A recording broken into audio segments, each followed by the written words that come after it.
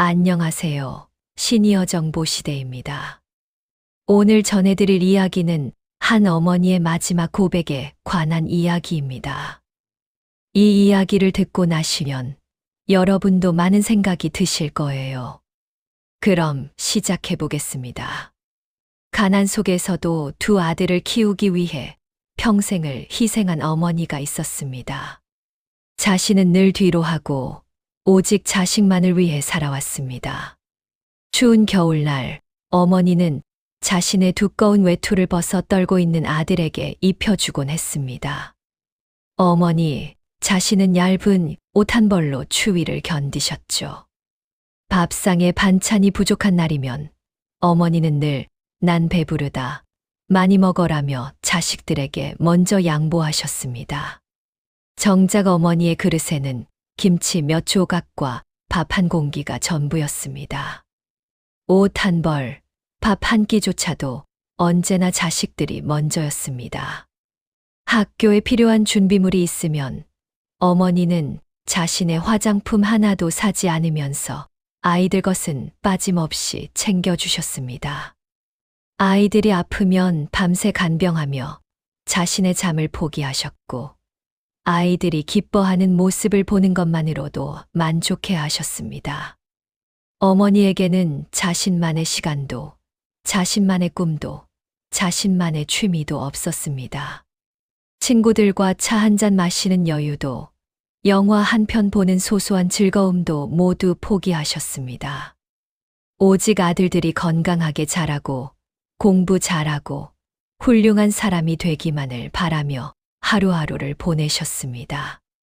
가끔 지친 모습을 보이실 때도 있었지만 아이들 앞에서는 절대 힘든 내색을 하지 않으셨습니다.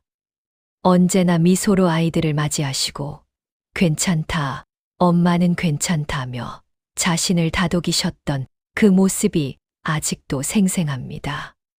세월이 흘러 남편은 갑작스러운 병으로 일찍 세상을 떠나고 어머니는 홀로 남게 되었습니다. 평생의 동반자를 잃은 슬픔 속에서도 어머니는 눈물을 감추며 아이들 앞에서는 강한 모습만 보여주려 했습니다. 큰아들은 더 나은 기회를 찾아 해외로 떠났고, 작은 아들은 결혼과 직장 생활로 각자의 삶에 치여 점점 연락이 뜸해졌습니다. 한때는 아이들 목소리로 가득했던 집이 이제는 쥐 죽은 듯 조용했습니다. 넓은 식탁에 혼자 앉아 식사를 하는 어머니의 모습은 쓸쓸하기 그지없었습니다. 두 사람분 요리를 해놓고는 혼자 드시며 가끔 아이들이 있었으면 좋겠구나라고 중얼거리셨습니다. 몸이 아파도 병원에는 혼자 가셔야 했습니다. 복잡한 병원에서 진료를 기다리는 시간, 검사 결과를 혼자 들어야 하는 순간들이 얼마나 막막하셨을까요? 텅 빈 집에 울리는 시계 소리만이 어머니의 유일한 친구였습니다. 밤이 되면 더욱 깊어지는 적막감 속에서 어머니는 아이들의 어린 시절을 그리워하며 혼자만의 시간을 보내셨습니다. 그럼에도 어머니는 가끔 오는 자식들의 안부 전화에 엄마는 잘 지내고 있다. 너희들이나 몸 챙겨라. 걱정할 것 없다며 밝은 목소리로 대답하셨습니다. 아이들이 걱정할까봐 아이들에게 부담을 주고 싶지 않아서 힘든 내색조차 하지 않으셨던 것입니다. 혼자서 모든 외로움과 아픔을 견뎌내고 계셨던 거죠. 세월은 정말 잔인했습니다. 어머니의 건강은 눈에 띄게 나빠지기 시작했고, 병세는 예상보다 훨씬 빠르게 악화되었습니다. 평소 건강하다고만 생각했던 어머니가 갑자기 쓰러지신 것입니다. 응급실로 실려간 어머니, 의사의 심각한 표정과 함께 들려온 진단명은 가족들을 충격에 빠뜨렸습니다. 의사의 급한 연락을 받고 경황 없이 공항을 달리는 큰아들, 회사 회의를 뛰쳐나와 병원으로 향하는 작은아들.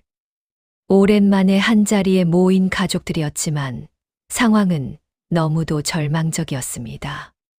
중환자실 침대에 누운 어머니의 모습은 한없이 작고 연약해 보였습니다. 각종 의료기기에 둘러싸인 어머니를 보며 아들들은 그제야 깨달았습니다. 어머니도 늙으셨구나, 어머니도 아프실 수 있구나 하는 당연한 사실을 말이죠. 어머니는 마지막 힘을 짜내듯 천천히 눈을 뜨셨습니다. 흐릿한 시야 속에서도 자식들의 얼굴을 알아보시는 듯 했습니다.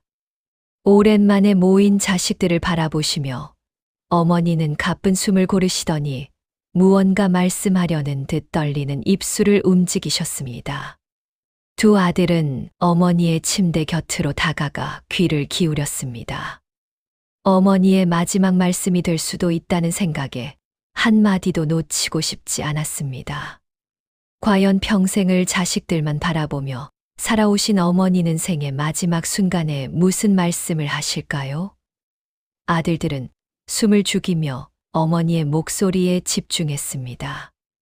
내 평생 가장 큰 후회는 나 자신을 한 번도 사랑하지 못한 거다. 어머니의 입에서 나온 예상치 못한 고백의 순간, 병실은 깊은 정적에 휩싸였습니다. 평생을 오직 자식들만 바라보며 살아온 어머니, 그런 어머니의 마지막 말씀이 이럴 줄은 아무도 예상하지 못했습니다. 아들들은 사랑한다, 고생 많았다, 미안하다 같은 흔한 작별 인사를 예상했을 텐데 전혀 다른 고백이었습니다. 어머니는 계속해서 말씀하셨습니다.